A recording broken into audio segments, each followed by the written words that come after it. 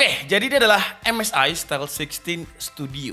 Branding image gaming di MSI ini kayak mix atau gado-gado rasanya. Bukan cuma sebagai laptop gaming aja, tapi semua segmen dilibas sama MSI ini. Mulai dari mobility, design, performance, bisa pakai MSI ini. Laptop gaming serba bisa. Mungkin itu judul yang tepat buat menggambarkan si MSI Stealth 16 Studio R13V ini. Karena bobotnya nggak sampai 2 kg, tebelnya nggak sampai 2 cm, desainnya simple tapi estetik, layarnya udah 240 Hz dengan color akurasi yang luas, performance-nya cyberpunk bisa tembus 100 fps. Untuk cooling, stress test dia masih lolos dengan suhu permukaan yang aman.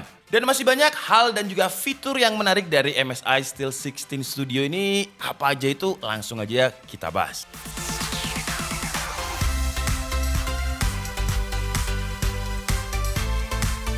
Beberapa bulan yang lalu ketika saya datang ke Computex, ada satu laptop MSI yang paling menarik perhatian saya. Namanya adalah MSI Stealth 16 AMG Edition. Jadi dia collab sama mobil sportnya Mercy. Kalau yang collab, harganya itu mahal. Kalau kita nggak mementingkan gengsi, yang vanilla atau yang basic edition ini aja, menurut saya udah cukup. Karena ini seri stealth, jadi secara kasta dia masih nomor 2 lah. Bukan flagshipnya MSI, flagshipnya itu dipegang sama seri Titan. Kalau dilihat secara keseluruhan sebenarnya ya form factornya sama dengan yang collab sama AMG. Bedanya ada di beberapa perintilannya. Kalau yang versi collab kemarin ada tambahan logo AMG. Dan kalau yang polos ini cuma ada logo naga MSI aja. Di versi collab AMG itu ada beberapa aksen spot kayak tombol powernya itu jadi start engine. Wah itu keren sih ya. Terus di area webcam dan keyboardnya ada aksen garis start race. Dan kalau yang di versi biasa ini aksen-aksen perintilannya ya nggak ada. Kalau secara keseluruhan desainnya sih ya masih MSI stealth banget. Jadi dia simple, nggak terlalu norak, nggak terlalu terlihat gaming.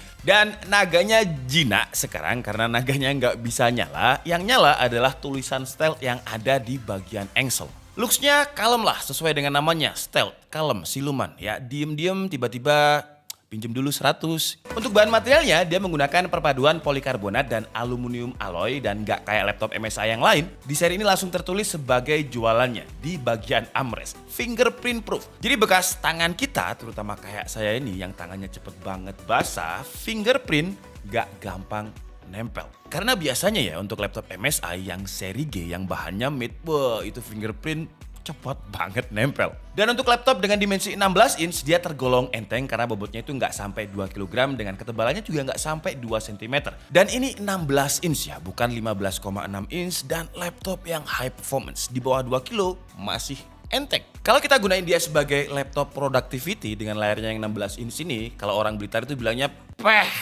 jadi kayak wow gitu, apalagi aspek rasionya itu 16:10. Lebih tinggi dibanding aspek rasio 16:9, jadi kalau digunakan untuk buka website di mode split window aja masih kelihatan lega. Terus gak cuma 16 inch aja, semua kebutuhan kita untuk layar di MSI ini semuanya terpenuhi. Mau gaming, dia punya layar refresh rate 240 Hz. Mau edit video atau foto, ngonten lah, aman juga. Karena MSI bilang kalau DCI P3-nya ini di 100%. Tapi ketika kita tes pakai Spider Data Elite, ya DCI P3-nya ini selisih 3% lah dari klaim MSI. Karena dapatnya 97%. Tapi kalau kita ngomongin sRGB-nya, dia udah 100%. Jadi udah standar untuk ngonten. Tes ini juga udah kita coba di mode DCI P3-nya, tapi tetap skornya itu kita dapatnya di 97%. Ngomongin soal mode profile, di MSI Center-nya ini ada banyak pilihan mode profile yang bisa kita sesuaikan dengan kebutuhan kita. Dan karena namanya adalah MSI Stealth 16 Studio, ada kata studio di situ. Di bagian bawahnya, di stikernya itu nggak pakai game ready driver, tapi udah pakai Nvidia Studio Driver. Jadi driver GPU-nya ini bakalan lebih optimal kalau kita gunakan untuk aplikasi-aplikasi editing kayak Adobe Family, Blender, CAD, dan lain-lain. Tapi gimana performa dari Nvidia Studio-nya ini kalau kita gunakan untuk gaming? Nanti kita lihatlah di bagian tes performa. Karena kalau kita ngomongin spesifikasi, spesifikasinya ini ya gaming banget. Dia pakai prosesor Intel Core i7 13700H dengan 14 core, 20 thread. Kalau untuk GPU-nya dia pakai RTX 4070, TGP-nya 105 watt. RAM-nya kita juga langsung dikasih mentok 32 GB. Apa itu 16 GB? Jadi langsung 32 GB DDR5 5200 MHz dual channel. Slot memori RAM-nya nggak disolder, jadi kita masih bisa upgrade. Kalau kata MSI, upgrade-nya ini bisa sampai 128 GB. Lanjut untuk storage. Storage-nya ini juga nggak dikasih yang kaleng-kaleng karena kapasitasnya udah dia 2 TB dan pakai NVMe Gen 4 yang speednya karena Gen 4 jadi hampir 7000 Mbps. Dan kalau kita ngerasa 2 TB-nya ini kurang, MSI juga masih ngasih slot M.2 tambahan buat upgrade storage. Karena ya studio biasanya render 4K, rendering 3D, 2 TB kayaknya emang kurang ya, jadi harus tambah storage. Oke, sekarang kita lanjut ke bagian yang mungkin kalian tunggu-tunggu, yaitu performa. Tapi ngomongin performa ini di MSI Centernya itu ada pilihan 5 mode performance. Di sini kita bisa pilih sesuai dengan kebutuhan kita. Selain mode performa, kita juga bisa pilih fan speed yang bisa kita adjust sesuai kebutuhan juga. Di settingan fan speednya ini ada 3 mode. Jadi ada auto, advance, sama cooler boost. Nah, di mode cooler boost ini emang suara kipasnya bakalan berisik karena dia muter 100%. Tapi dengan cooler boost kita bisa overclock GPU-nya juga.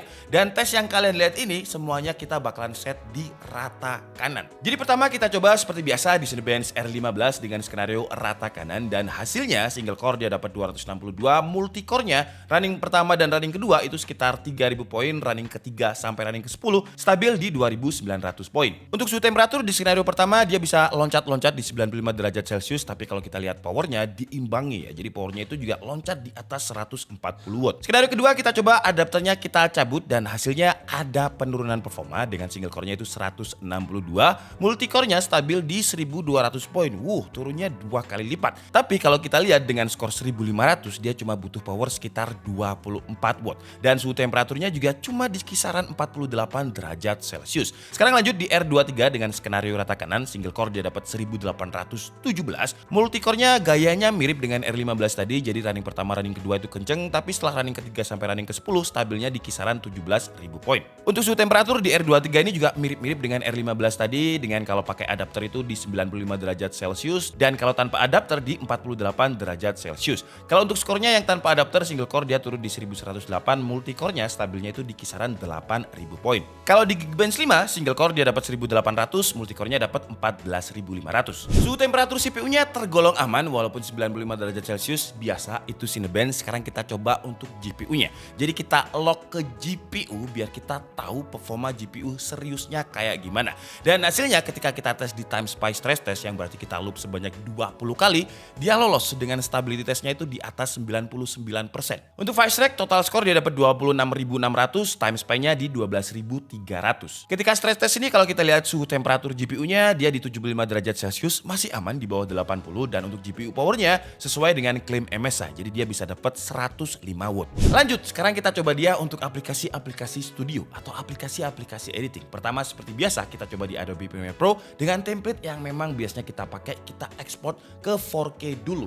Dan hasilnya dia mampu merender dengan durasi waktu yang kenceng sih ini ya, 1 menit 22 detik. Dan kalau kita ekspor ke Full HD aja dia mampu merender dengan durasi waktu 46 detik. Lanjut kita coba di Blender dengan template BMW CPU render dulu, dia mampu merender dengan durasi waktunya itu 2 menit 16 detik. Ya standarnya Intel Core i7 13700H lah. Kalau misalkan kalian butuh lebih kenceng lagi bisa pakai GPU rendernya, dan untuk GPU render dia mampu merender dengan durasi waktu 31 detik aja. Untuk suhu temperatur ketika kita coba rendering Adobe Premiere Pro dan juga Blender ini dia masih di angka aman, gak setinggi ketika kita stress test pakai Cinebench tadi. Oke, sekarang kita lanjut ke tes gaming, dan tes gaming ini saya nggak install game ready driver. Jadi saya coba install tetap pakai Nvidia Studio Driver. Apakah dia masih bisa digunakan untuk gaming? Jawabannya pertama seperti biasa kita coba di game casual dulu lah. Dota 2 dengan Full HD, grafiknya best looking, average FPS dia bisa dapat 177, dropnya cuma di 176 FPS.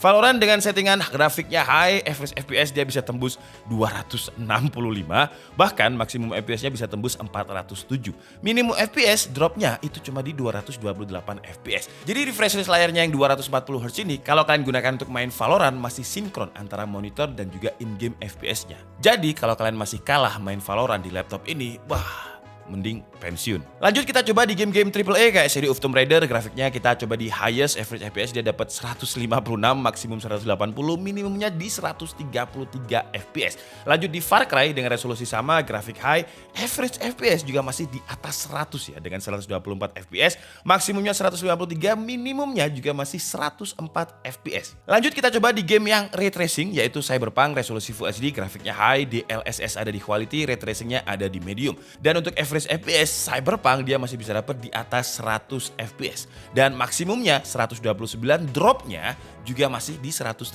FPS. Jadi di bawah 100 nggak pernah, gila, kenceng. Untuk suhu temperaturnya ketika kita coba untuk main game-game berat ini juga nggak pernah di atas 90 derajat Celcius. GPU-nya juga masih aman. Jadi kalau kita ngomongin sistem cooling, emang si Cooler Boost 5-nya MSI ini bukan gimmick lah. Dan karena performanya sekenceng itu tadi, jadi saya penasaran gimana kalau misalkan MSI Stealth 16 Studio ini kita coba main game tanpa adapter.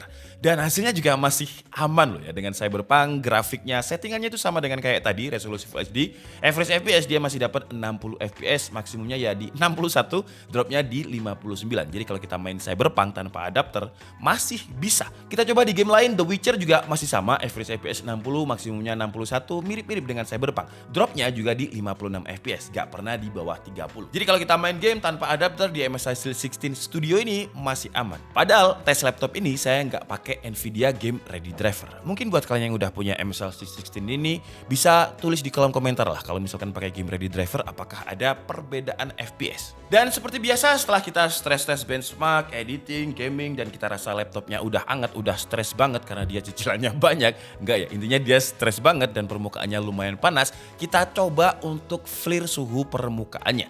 Dan hasilnya suhu tertingginya itu ada di 45,9 derajat Celcius. Tapi untuk tombol-tombol yang bakalan sering kita pakai untuk game kayak WASD dan tombol lain itu masih di angka aman dengan 41,3 derajat Celcius. Dan karena di intro tadi saya bilang kalau laptop ini juga bisa untuk kerja, ya pasti bisa lah ya karena ini high performance. Tapi nggak apa-apa, kita benchmark aja pakai Microsoft PowerPoint. Kita coba ekspor ke PDF 150 slide. Dia mampu mengekspor dengan durasi waktu hanya 6 detik aja. Excel dengan randomized database yang gede banget 37,22 detik aja. Jadi bisa dibilang ya dia multifungsi sih. Buat kerja bisa, buat editing bisa, studio bisa, gaming bisa, desainnya juga masih bisa kalau misalkan kita gunakan untuk meeting-meeting. Nggak terlalu terlihat gaming. Lanjut dari sisi konektivitas, dia juga nggak ada jebakan Batman-nya karena Wi-Fi-nya udah dikasih Wi-Fi 6E, Bluetooth-nya juga udah pakai Bluetooth versi 5.3. Untuk port juga lengkap, buat saya yang biasanya sering mindahin file dari kamera ke laptop, dia ada SD card-nya. Terus juga walaupun dia udah high performance, masih dikasih USB-C dengan Intel Thunderbolt 4 yang bisa kita tambah lagi pakai external GPU atau pakai external monitor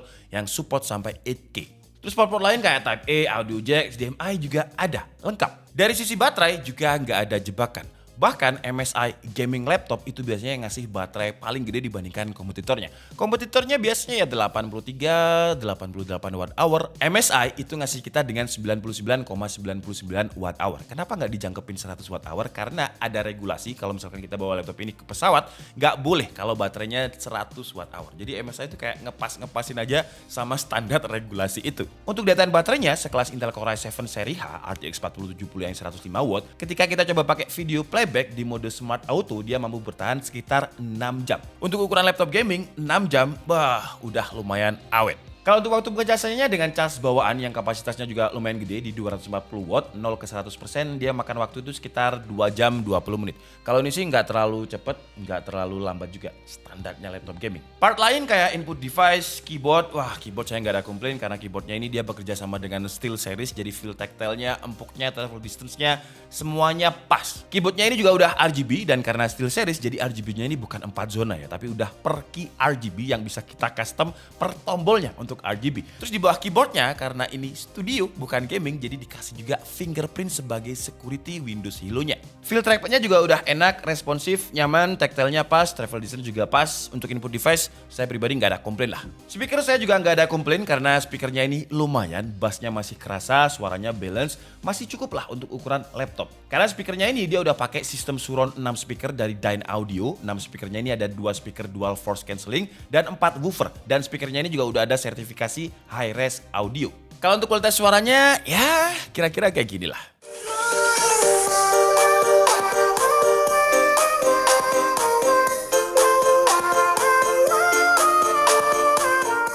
Oke lah, jadi mungkin cukup segitu aja video review dari MSI Stealth 16 Studio A13V kali ini. Untuk harganya apakah kalian siap mendengarkan? Dan buat yang kaum biasanya langsung skip ke harga, ini harganya itu di 39.999.000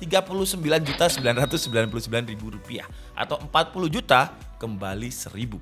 Wah, padahal masih di bawah seri Titan ya, tapi harganya udah segitu. Ya emang mahal sih buat yang kebutuhannya nggak sesuai. Yang beli cuman sebagai gaming aja, yang beli cuman sebagai gengsi aja, nggak sesuai dengan kebutuhan. Tapi buat yang emang butuh laptop powerful, yang emang butuh RTX 4070 dengan label Nvidia Studio, ini worth it banget. Dan saran saya, karena ini harganya mahal, bisa gaming, kalau misalkan izin ke istri, jangan pernah bilang kalau ini adalah laptop gaming. Sesuai dengan namanya aja. Jadi, beli laptop namanya MSI Steel 16 Studio, bukan gaming kok, karena studio. Jadi nggak ada kata gamingnya, pasti 100% ACC sih kalau itu. Karena emang kelebihannya ya selain bisa buat gaming, performanya ini kenceng dan stabil. Kayak render 3D, rendering 4K tadi kalian lihat aman. Coolingnya juga masih tergolong aman. Desainnya juga nggak terlalu terlihat gaming. Karena naganya sekarang udah jinak, nggak nyala. Jadi kalau istri kita tahu ya, iya nggak nyala kok RGB-nya. Berarti kan bukan laptop gaming. Terus dimensinya tipis, nggak berat untuk sebuah laptop high performance. Layarnya juga udah oke banget dengan 240Hz. Kenceng, color akurasinya juga udah standar editing, standar studio.